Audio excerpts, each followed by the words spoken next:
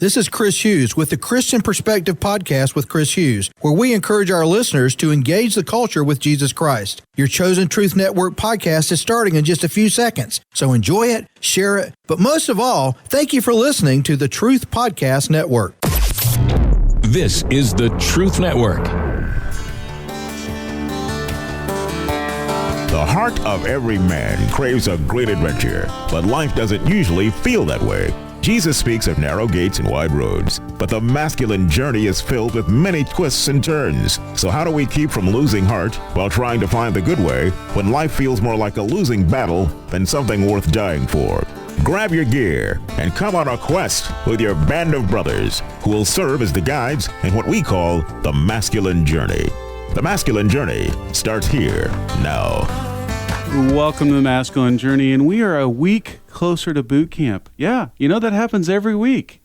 We become a week closer to boot camp, and it's coming up in sometime November 18th through the 21st, and so we really need you to go register here pretty soon because slots are going to fill up, and you don't want to miss it. So please go register at masculinejourney.org, and I don't think we have any Eves this week. Robbie, do we have any Eves this week that you're aware of?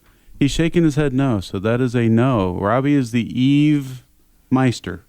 I don't know. We give titles around here pretty liberally, but yeah, it's the Eve Meister. Okay. Yeah, you good with that? Yeah, I am. All right, cool.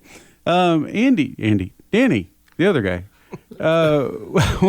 What's our topic about today? This is your topic. Why don't you tell us a little bit about it? Well, to all our loyal listeners, our topic is loyalty this week. Oh, good. We're talking about the contrast between times that either you've been disloyal or you're loyal to something, and what kind of drives that. So that's good. It's a topic that is pretty relevant. You know, we see society at times moving away from some of the character stuff that we've known of in the past, and so to revisit some of it and talk about the importance of integrity and loyalty and faithfulness and all those kinds of things are good because we don't really hear a whole lot about it anymore. It's not really on the current TV shows very often, that we find. And so, I'm really looking forward to the show. And so you want to go ahead and tell us a little bit about the first clip, just a little bit about the first clip? Yeah, I've been scolded in my setup of clips, so you're going to get the salad, you won't get the beans. So the clip is from the Andy Griffith Show, and what has happened is that Opie and some of his friends have pushed Andy's car in front of a fire hydrant. And Barney, being the loyal lawman, is going to write him a ticket. And the interchange is priceless, but it plays into what loyalty means to an institution and to a human being. So that's the clip. Very good setup. Thank you. I've been practicing. Okay. Oh, just... All righty. All right, raise your right hand. You promise to give me a fair trial? I do. All right, take your place. All right, we'll just see if you can beat this rap now. What do I do now?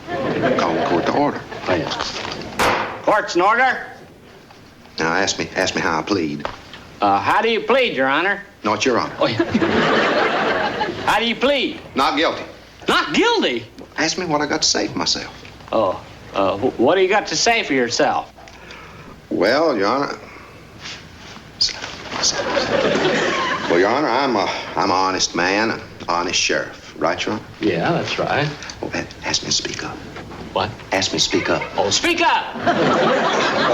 How long have we known one another, Your Honor?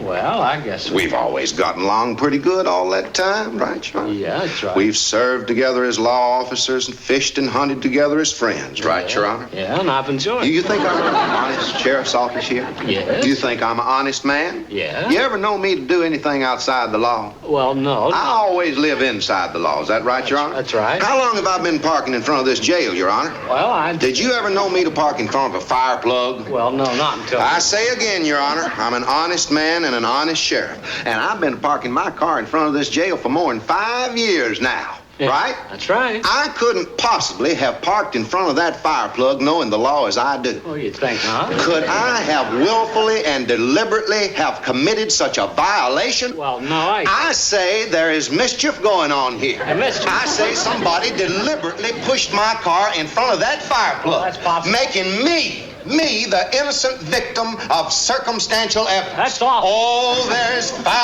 afoot here, Your Honor. I say this whole thing is a travesty on justice. Hey! I throw myself at the mercy of the court.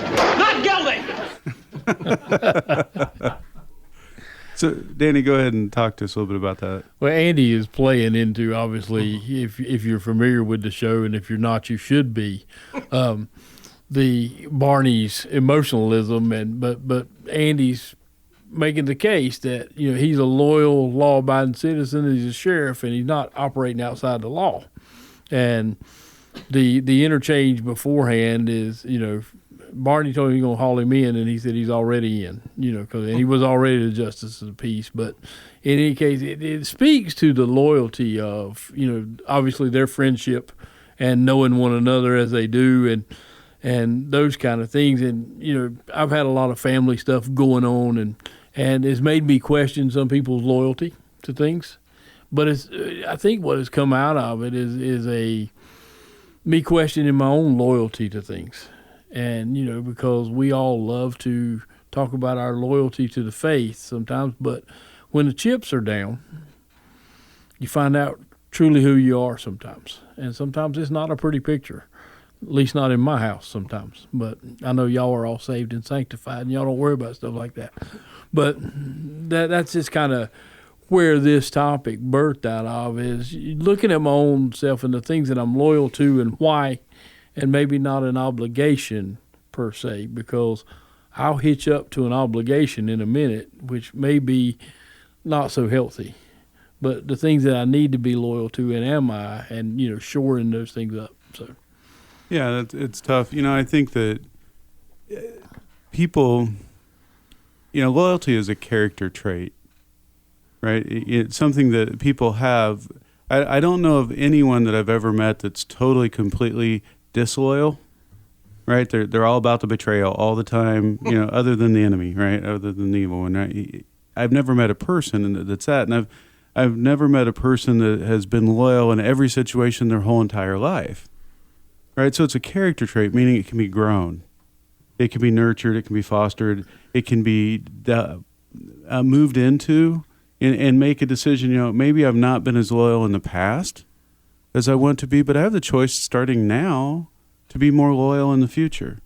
Right? There was a company that we worked with, in a company I was with in Indiana. It's called the Character First Institute. And it was really cool. They had defined 49 different character traits, right? And what they used to tell you is you have some element of all those, but some of them you're really, really strong at. And some of them you need to grow and nurture, right? And so that's one of the things that I've always kind of looked at, as saying, okay, maybe in these situations, like with my kids, I try to always be loyal. But that doesn't mean I'm loyal in every other situation I'm in, right? And trying to grow that and have God help me grow that to where I can become more loyal along the way, if that makes any sense. And loyalty will look differently in different situations, like with your kids.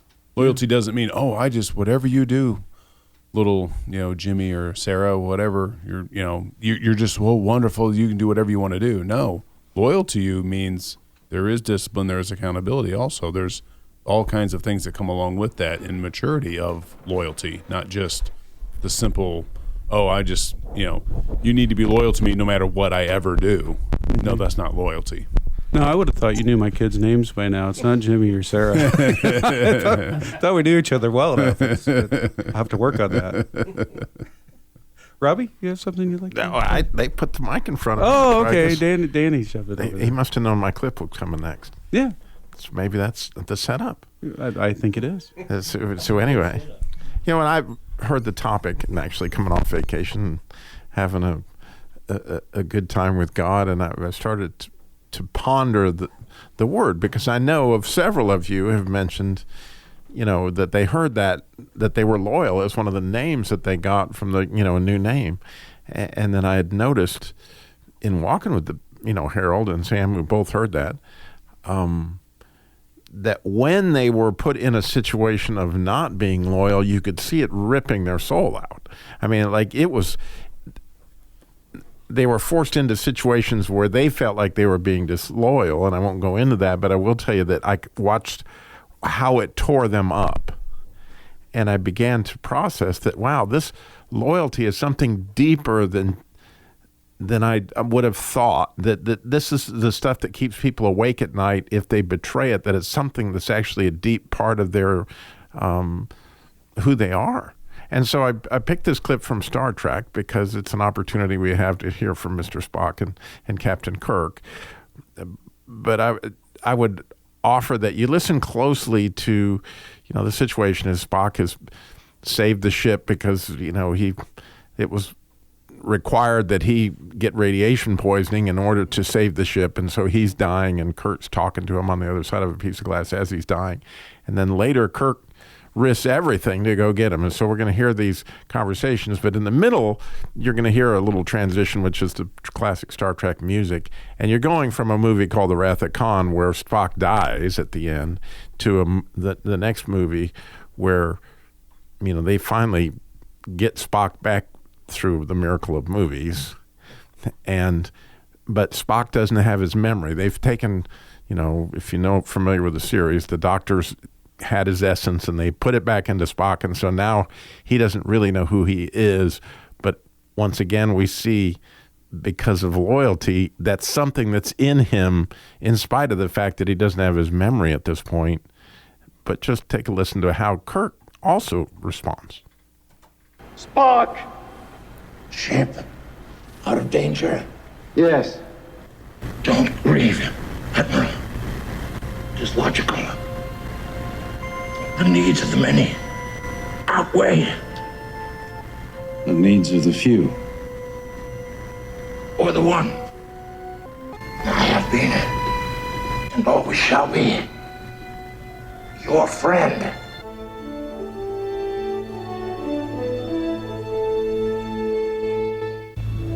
I'm all right, Jim. What about Spock? Only time will answer. Kirk, I thank you. What you have done is... What I have done, I had to do. And at what cost? Your ship, your son. If I hadn't tried, the cost would have been my soul. My father says that you have been my friend. You came back for me. You would have done the same for me? Why would you do this? Because the needs of the one outweighed the needs of the many. I have been, and ever shall be, your friend. Yes. Yes, Spock. Ship, out of danger. You saved the ship. You saved us all. Don't you remember? Jim. Your name is Jim. And Spock remembers, and it goes on. We'll be back right after the break. Go register for boot camp while we're away. What if one weekend wasn't up to you, that you could go and God would orchestrate it all? Masculine Journey Boot Camp, basic training designed to give men permission to be how God made them, passionate warriors for the kingdom. Based on John Eldridge's Wild at Heart, experience 4 days purpose for God to come after and perhaps reawaken dreams and desires He uniquely placed in your masculine heart. Fall Boot Camp coming up November 18th through the 21st. Go to masculinejourney.org and register today. Hi, this is Sam with Masculine Journey. I'm here with my son Eli. We're going to talk about ways that you can help support the ministry. One way, you can go to smile.amazon.com. Go to smile.amazon.com. There's information on our website there on how to do that. You can go to facebook.com and click the donate button, or you can go to masculinejourney.org and find the donate button. masculinejourney.org. Or if you want to mail something in, mail it to P.O. Box 550, Kernersville, North Carolina, 27285. Winter, spring, summer, or fall. Now all you got to do is call, and I'll be there, yeah, yeah, yeah. You've got a friend. Now, Andy, you picked that bump, right? Yep. I got a little help on a search. But as soon as I heard the song. Did you not know the song? I didn't know the song, but I hadn't thought loyalty. What are we going to find on loyalty? Yeah. And, it's just talking about being a really consistent friend. But I don't know. some of the go listen to it. Some of the verses are really good. They go in deeper into that commitment or whatever. But you had to play the chorus. That's familiar with everybody. But great song. Yeah. I was thinking he's from North Carolina. You probably heard it before. Yeah, we've got a theme going on here, don't we? Well, a little bit. We got a little bit of Spock in the middle of it. Yeah. So, Robbie, other than ruining the Wrath of Khan for all of our listeners out there on the ending, no, that was a great merge of two clips. Tell us a little bit more about it. Well, one of the really cool things I learned at boot camp that I brought home as some way to apply what it was that I saw is that God has put inside of all of us a glory, something that reflects Him, and it's so bright and beautiful that it just grabs your attention. And in my walk in this time, I've noticed that one of those traits that He puts in certain individuals above, that which everybody has loyalty, but there's certain people, like to walk with them, you see the glory of God inside of them in loyalty that's that deep. And then what we just saw from what Captain Kirk said, that, I'll lose my soul if I didn't do this. And that you could see where clearly inside of Spock, and the fact that he didn't have any memory whatsoever, he was still completely connected in something that's deeper than just friendship or that kind of thing. And it really has given me a chance to marvel and see God in other people. Just watching them struggle through obviously difficult situations that I knew, what they were up against with family members and whatever, and watching that, how God knows that. And so the result of that is not only do I get to see how cool people are, but then to think, wow, God's all that plus so how cool is that? Yeah, you think about what's the fruit of, being loyal. Well, when someone's loyal to me, especially when I'm not sure if they're going to be, like when they are, it gives me a lot of hope.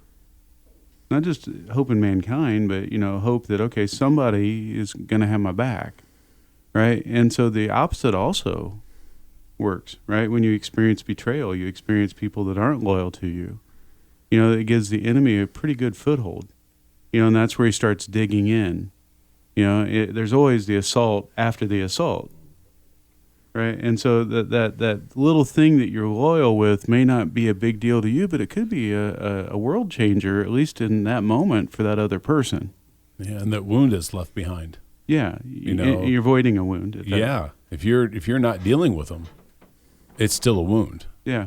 So it stays with you until you end up dealing with it. And if nobody ever tells you to go deal with it, or you ever think you have to deal with it, you're just left with it, and they just keep piling on. They don't stop coming. Yeah, because the enemy is, really, really good at being a prosecutor, right? I mean, he's really good at building a case. Yeah, he's not Barney. He's not Barney. No. Yeah, it's guilty. There's no not guilty. Yeah, and here's more evidence of it, and here's more evidence, and here's more evidence, right? And so, those little things do tend to add up, right? And then we begin to wonder, why do people have a distrust of everyone? Well, there's something inherently in the human nature that if you wrote down your experience with 100 people, we use it with customers. 99 customers, super customers, but the one that gave you the hard time, you remember their name, their address, their phone number, and everything. It's just something about the unregenerated carnal nature that remembers the negative. Oh, absolutely. I still remember a client I built a home for in Indiana. I'm not going to say their name, obviously, but I remember him really well because I would probably still to this day, if I walked in front of him and I know God's grace is great and he's got to work on me a whole bunch more, I would have to talk myself out of strangling this person. I really would, because they were so hateful, and it wasn't that they were upset about their house. Their house was fine. It was personal attacks. I need to talk to somebody above you. You're just a peon, that kind of stuff. And and at some point I'm like, well, this peon's building your house. You might want to think about that statement. But no, it's just, you do remember those things.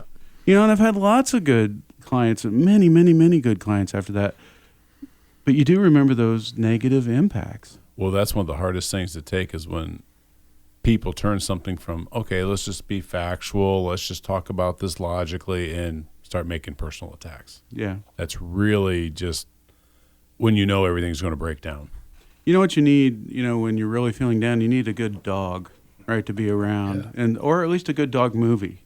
And we have some dog lovers in the room, and I just, the fact that we're on this topic last week of the sage, and we had a pointy ear example, and then we bring back Spock this week. I'm like, the other pointy ear example. It's like there's a lot of wisdom in pointy eared people. I'm telling you, there's a lot of wisdom in them.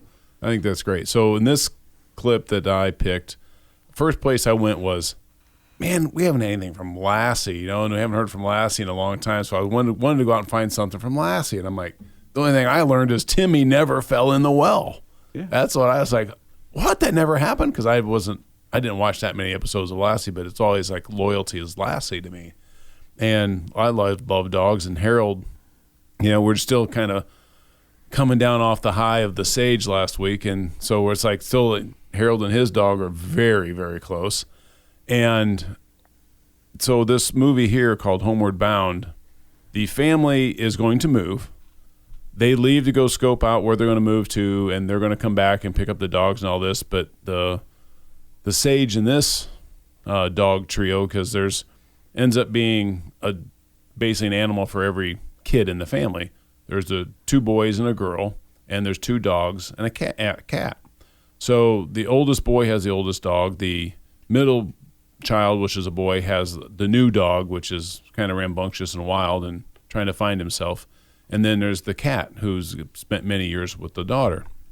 And so the older dog says, oh, we got to go find the family because there's something wrong here. Something's bad's going to happen. So they take off across all this wilderness, and the family comes back. The pets aren't there. They go ahead and make the move, and they're in their new house. And this clip is the end scene where the dogs and the cat finally make it on their adventure through all kinds of wild adventures. And it's just a wonderful movie. If you love animals, it'd be great to go watch if you haven't seen it. But this is the end scene where they finally come home. And the cat has pointed ears. I just wanted that in there. Yeah, but it's a cat. We'll just keep playing. Peter. Shadow! Oh, Peter. I worried about you so.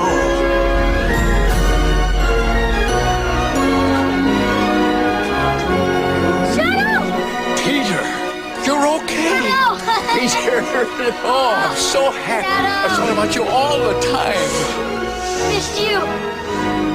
I missed you, Peter, and I love you.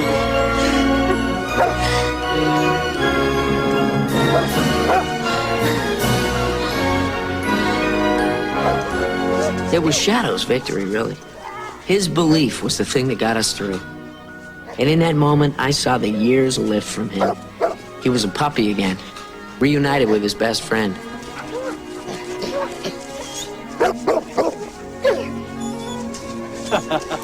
Shadow. Oh, it's good to see you, boy. As we turned to go inside the house, a strange, new feeling came over me. I had a family. And I had found out that sacrifice and friendship and even love were more than just the mushy stuff. Come inside. At last, for the first time in my life, I was home. So Shadow had that loyalty. Chance, in this whole big adventure, learned it.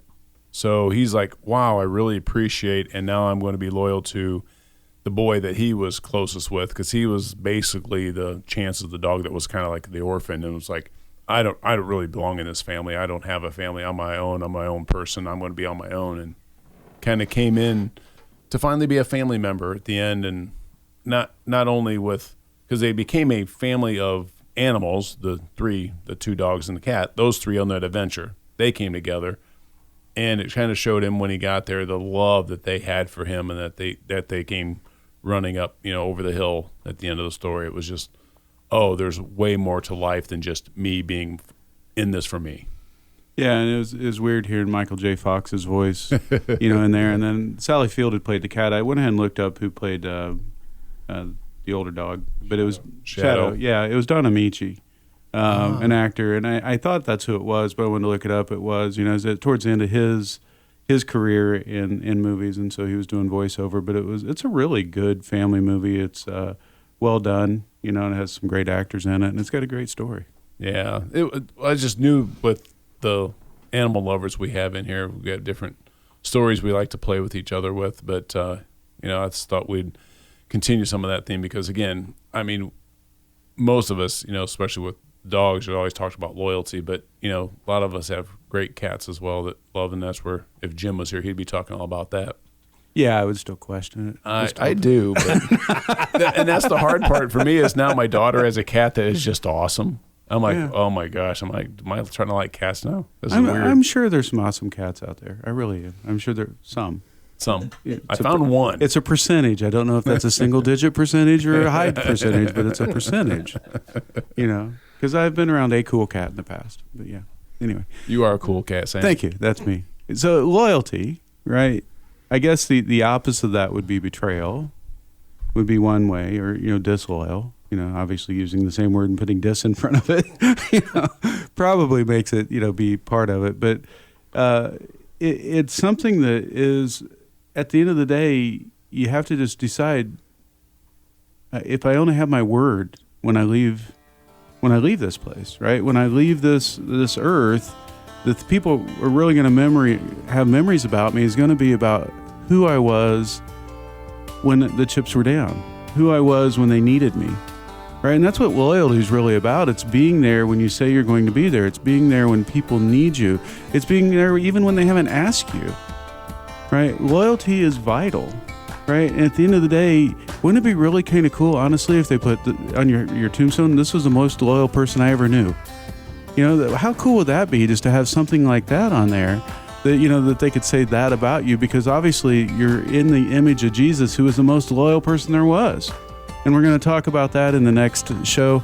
Go listen to Masculine Journey podcast on the After Hours, and we'll talk to you next week. This is the Truth Network.